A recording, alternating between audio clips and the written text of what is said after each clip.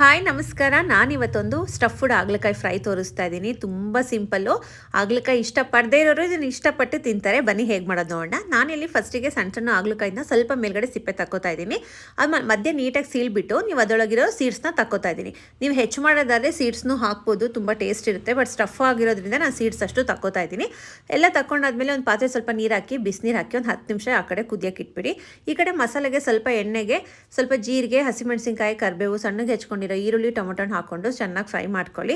ಅದೆಲ್ಲ ನೀಟಾಗಿ ಬೆಂದಿದೆ ಅಂತ ಆದಮೇಲೆ ಅದಕ್ಕೊಂದು ಸ್ವಲ್ಪ ಅರಿಶಿನದ ಪುಡಿ, ರುಚಿಗೆ ಎಷ್ಟು ಬೇಕಷ್ಟು ಉಪ್ಪು ಹಾಕ್ಕೊಂಡು ಅದಕ್ಕೆ ಮಸಾಲೆಗಳೆಲ್ಲ ಹಾಕೋಬೇಕು. ಸ್ವಲ್ಪ ಖಾರದ ಪುಡಿ, ಧನಿಯಾ ಪುಡಿ, ಗರಂ ಮಸಾಲ, ಜೀರಾ ಪೌಡರ್ ಹಾಕಿದ್ರೆ ಮುಗೀತು.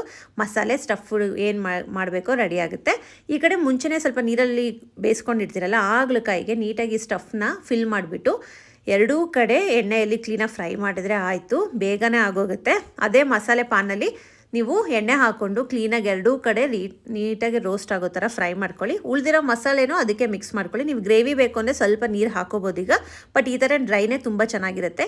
ಚಪಾತಿಗಾಗಲಿ ರೊಟ್ಟಿಗಾಗಲಿ ಸೂಪರ್ ಕಾಂಬಿನೇಷನು. ಒಂದ್ಸಲ ಟ್ರೈ ಮಾಡಿ ಹೇಗಿತ್ತು ಅಂತ ಹೇಳಿ. ಬಾಯ್.